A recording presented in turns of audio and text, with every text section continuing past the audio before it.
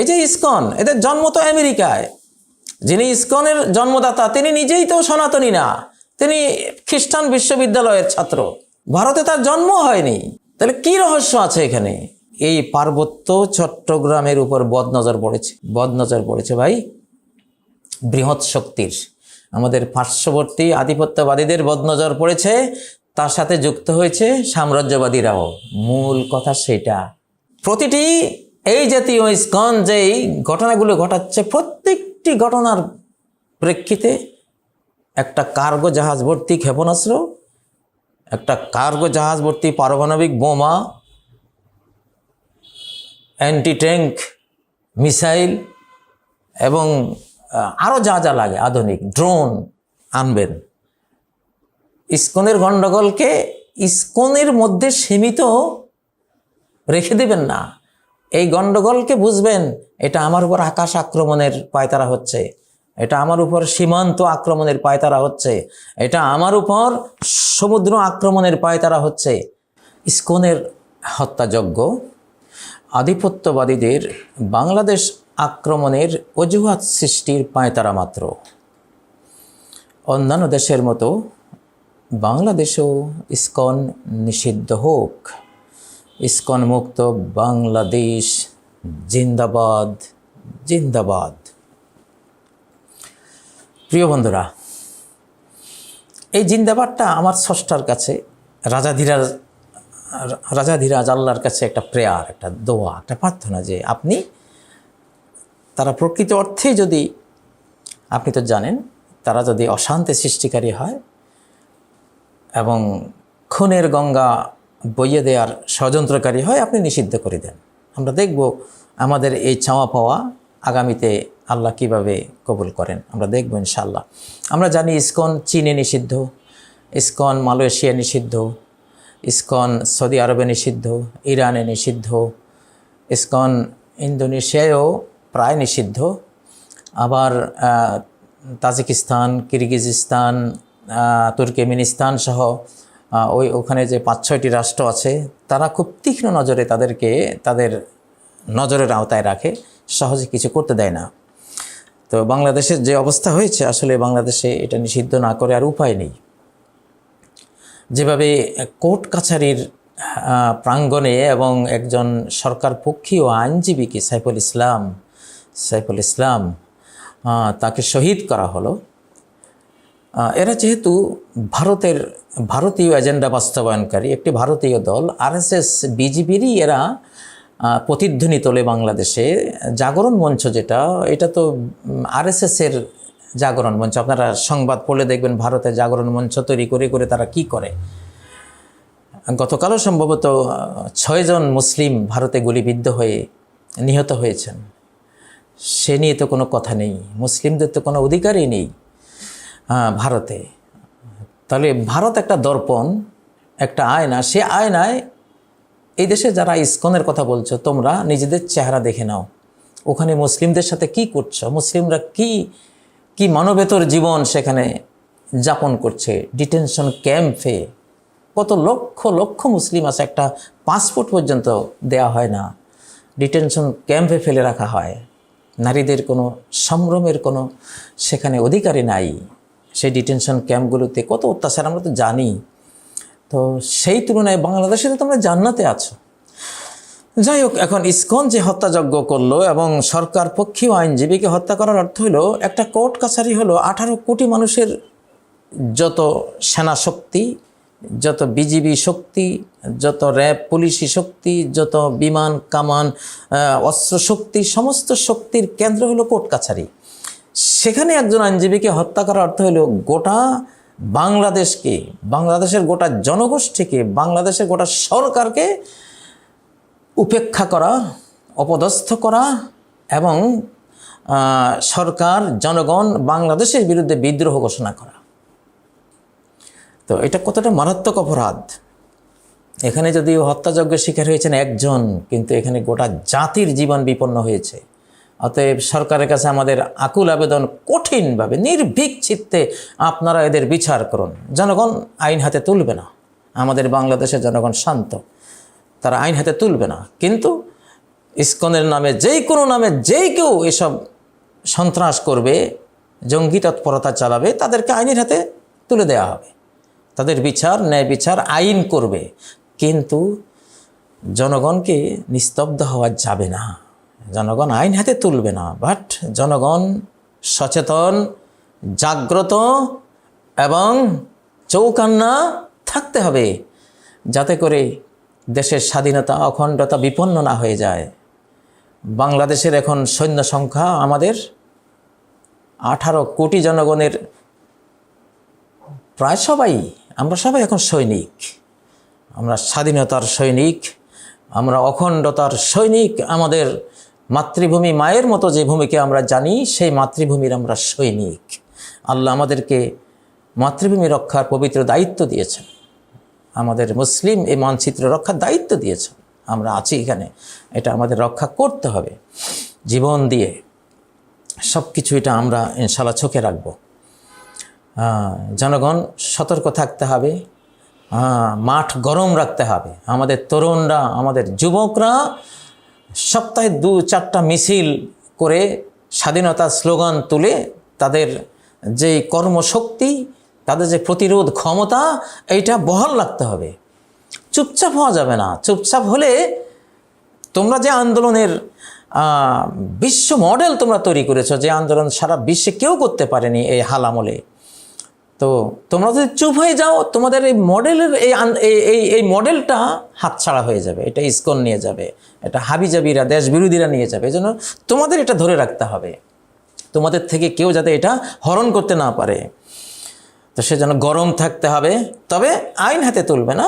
যারা দেশ বিরোধী চক্রান্ত করবে, আইনের হাতে তুলে দেবে। সেনাবাহিনী আছে, পুলিশ আছে, তারা মাঠে আছে, তাদের হাতে তুলে দেবে। আর সেনাবাহিনী, পুলিশ, আপনাদের হাতে আমরা দেশের রক্ষার দায়িত্ব দিয়েছি। আপনারা কোনো অবহেলা প্রদর্শন করবেন না। ঢাকায় যে লক্ষ লক্ষ মানুষকে জড়ো করা হচ্ছিল, এটা অবশ্যই তো আইন শৃঙ্খলা বাহিনীর নজরে থাকার কথা, গোয়েন্দা রিপোর্টে থাকার কথা। তাহলে কিভাবে তারা আসতে পারলো? জনগণের হাতে ধরা পড়েছে, কেন আইন শৃঙ্খলা রক্ষাকারীদের হাতে ব্যাপকারে ধরা পড়লো না? ধরা পড়তে হবে। আপনারা ভয় পাবেন না, ভয়ের কিছু নেই। বাংলাদেশ এখন আমরা জানি, বাংলাদেশ কার হাতে রয়েছে আমরা জানি। প্রিয় বন্ধুরা, তো বাংলাদেশ যে সৃষ্টিকর্তা, যিনি আমাদেরকে এই সম্মান দিয়েছেন, স্বাধীনতা দিয়েছেন, মুসলিমদেরকে সাহায্য করেছেন, তিনি আমাদের সাথে আছেন। তো এখন এই যে বললাম যে তারা যেই কাণ্ডগুলো করছে, স্লোগানগুলো তুলছে, তারা নাকি আধ্যাত্মবাদী, সনাতন ইসকন নাকি তারা আধ্যাত্মিকতা করে। আচ্ছা, আমি উইকিপিডিয়ায় একটু সার্চ দিলাম, উইকিপিডিয়া সার্চ দিয়ে আমি যা দেখলাম, মানে সনাতনী উইকিপিডিয়া সেটা কি লিখলো, যে সনাতনীর দায়িত্ব কর্তব্য কি। এই যে দেখুন, আমি পড়ছি এখানে, সনাতনীদের সাধারণ কর্তব্যের মধ্যে রয়েছে সততা, জীবকে আঘাত করা থেকে বিরত থাকা। আপনি দেখুন, আপনি যে ওনারা ইসকন, তাহলে সনাতনী হলো জীবকে আঘাত করা থেকে বিরত থাকা। সাধারণ জীব, ওনারা জীব হত্যা করবেন না। আর আপনি সর্বশ্রেষ্ঠ আশরাফুল মাখলুকাত যে জীব, যে মানুষ, আপনি তাকে হত্যা করে ফেললেন। তা আপনি কিসের সনাতনী? আপনি তো সন্ত্রাসী ভাই, আপনি তো জঙ্গি, আপনি তো দেশ বিরোধী, আপনি বিদেশি এজেন্ডা বাস্তবায়ন করছেন, আপনি ভারতীয় এজেন্ডা বাস্তবায়ন করছেন। আপনি বাংলাদেশের চট্টগ্রাম দখলের যেই কথা আমরা শুনছি, এগুলো আক্রমণের যে কথা বলা হচ্ছে, সেটার অজুহাত তৈরি করে দিচ্ছেন। এই জন্যই তো আমাদের প্রতিবেশীর মুখে ইউক্রেন রাশিয়ার যুদ্ধের প্রসঙ্গটা এসেছে। ইউক্রেন আক্রান্ত হয়েছে, যা এখন পার্শ্ববর্তী তাদের দেশটা বলেছে যে আমার জনগণ সেখানে আছে, তারা মজলুম হচ্ছে, অধিকার বঞ্চিত হচ্ছে, অতএব আক্রমণ করে আমি আমার জনগণকে রক্ষা করতে হবে। তো এরা তো সেই অধিকারটা, সেই অজুহাতটা তৈরি করার কাজটা করছে। আমাদের প্রকৃত যে সনাতনী হিন্দু, আমাদের বাংলাদেশের হিন্দু ভাইয়েরা আছে, 2009 সালে সম্ভবত ইসকনের সাথে তাদের একটা সংঘর্ষ হয়েছে।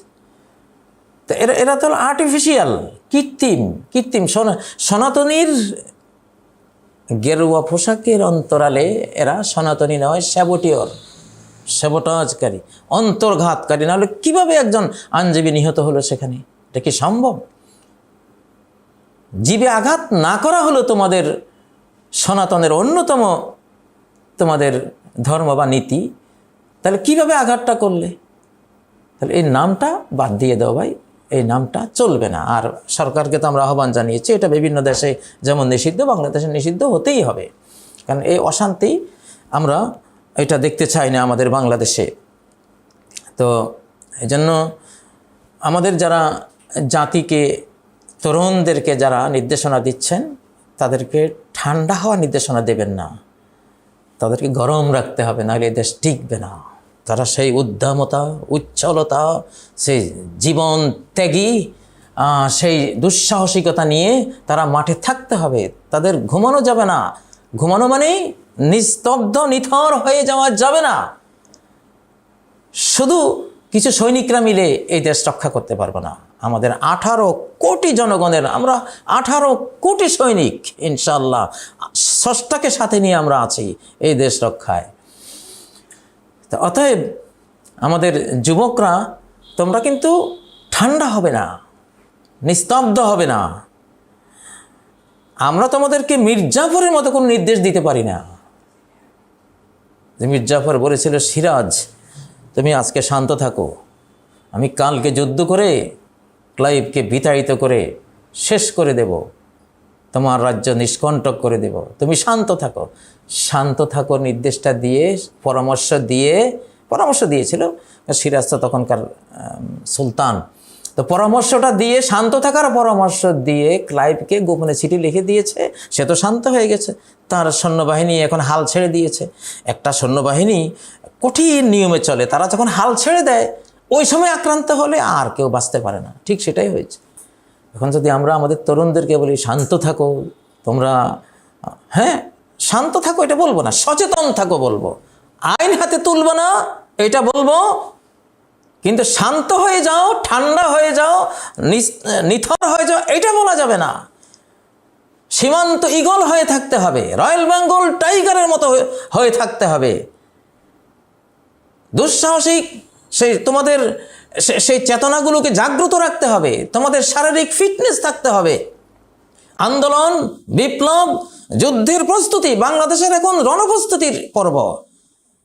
বাংলাদেশের তরুণদের, বাংলাদেশ সরকারের, বাংলাদেশ সেনাবাহিনীর যুদ্ধ প্রস্তুতিতে থাকার কথা এখন, কারণ এটা অজুহাত তৈরির চেষ্টা চলছে ওখানে। বাংলাদেশকে দ্বিখণ্ডিত করে, এই যে ইসকন, এদের জন্ম তো আমেরিকায়, যিনি ইসকনের জন্মদাতা তিনি নিজেই তো সনাতনী না, তিনি খ্রিস্টান বিশ্ববিদ্যালয়ের ছাত্র, ভারতে তার জন্ম হয়নি। তাহলে কি রহস্য আছে এখানে? মূলত আমাদের যে সকল দেশের সেরা, সে যে আমার জন্মভূমি, এই যে বাংলাদেশ, এত সুন্দর বাংলাদেশ, সুজলা সুফলা শস্য শ্যামলা বাংলাদেশ, বাংলাদেশের অপূর্ব সৌন্দর্যের লীলাভূমি, আল্লাহর কুদরতের, রহমতের, নেয়ামতের যেই চারণভূমি আমাদের পার্বত্য চট্টগ্রাম, এই পার্বত্য চট্টগ্রামের উপর বদনজর পড়েছে ভাই, বৃহৎ শক্তির, আমাদের পার্শ্ববর্তী আধিপত্যবাদীদের বদনজর পড়েছে, তার সাথে যুক্ত হয়েছে সাম্রাজ্যবাদীরাও। মূল কথা সেটা।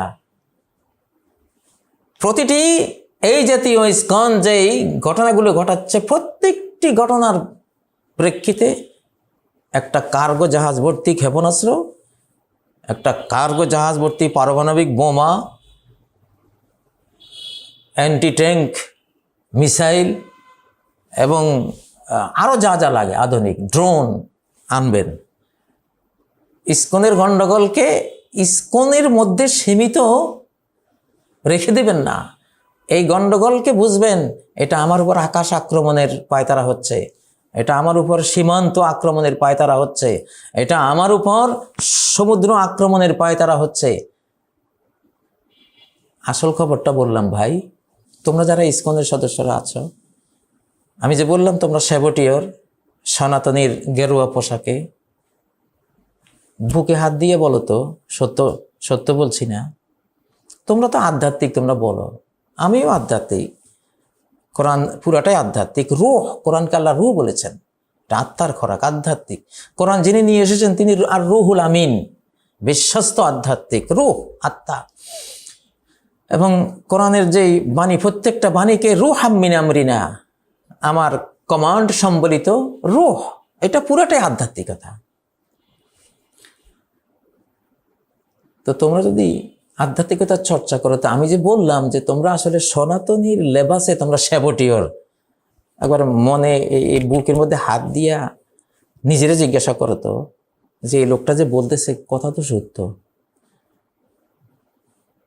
যদি আমার কথা তোমাদের বিশ্বাস হয়, তাহলে তোমরা আল্লাহর ধর্ম একসময় কবুল করবা ইনশাআল্লাহ।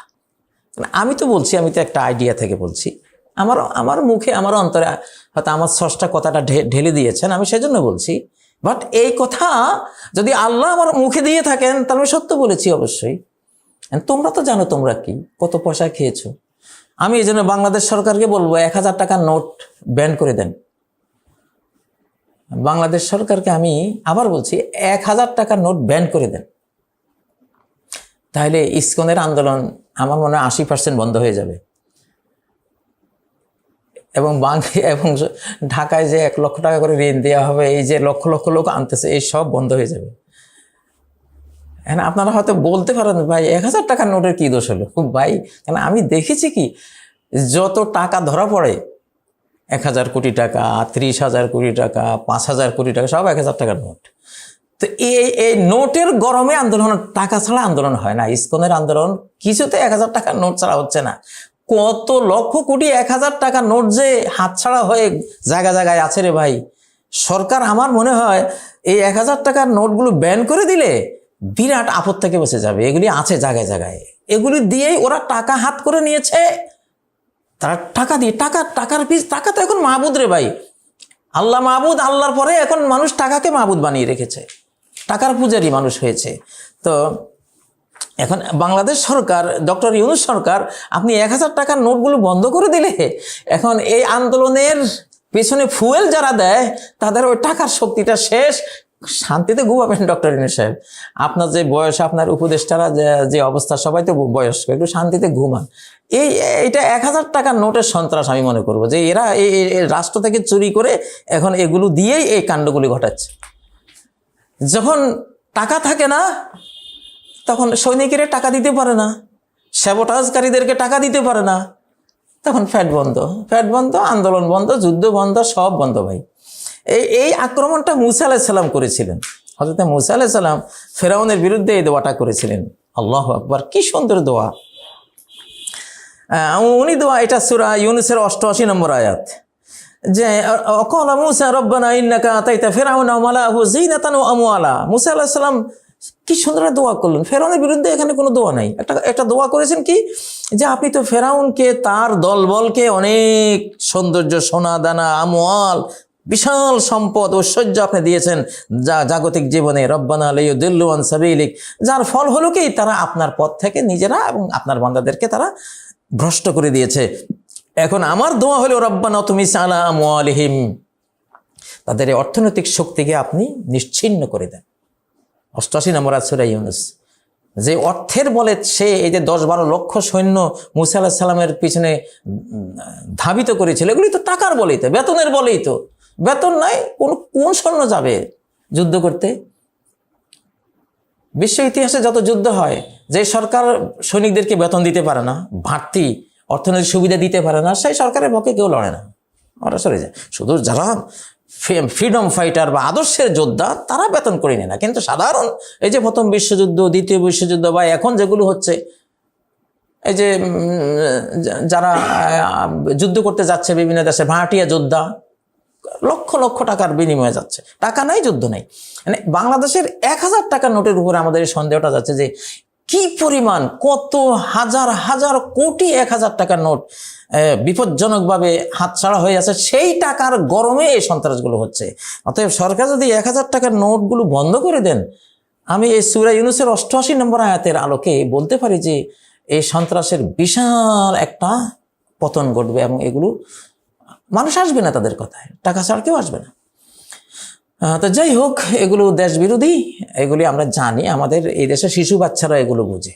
এগুলি যারা এই বাংলাদেশের স্বাধীনতা অখণ্ডতা ধ্বংস করার পায়তারা করছেন, বিদেশি শক্তিকে আক্রমণের প্রেক্ষাপট তৈরি করে দিচ্ছেন, যে ওনারা বলবে যে হ্যাঁ আমাদের জনগোষ্ঠী, আমাদের হিন্দু ভাইরা আক্রান্ত হচ্ছে, এটা হচ্ছে। মারা গেল মুসলিম উকিল, ওরা বলতেছে এটা ইসকনের উকিল মারা গেছে, হিন্দু মারা গেছে নাকি, এবং ওটা নাকি মুসলমানদের আক্রমণে মারা গেছে। লা হাওলা ওয়ালা কুওয়াতা ইল্লা বিল্লাহ। দেখুন কি অবস্থা, মিথ্যা কাকে বলে। তো আমরা এমন একটা, এই জন্য বন্ধুরা, যার কাছে যত ইউটিউবের সূত্র আছে, যত পেজ আছে, ফেসবুকের, টুইটার আছে, যা কিছু আছে, আপনারা প্রচারের এসব বাংলাদেশের পক্ষীয় প্রচারের বন্যা বই দিতে হবে। এটা হলো প্রচার যুদ্ধ। বর্তমান আধুনিক জগতে প্রচার যুদ্ধ অস্ত্রযুদ্ধের চেয়ে বড়।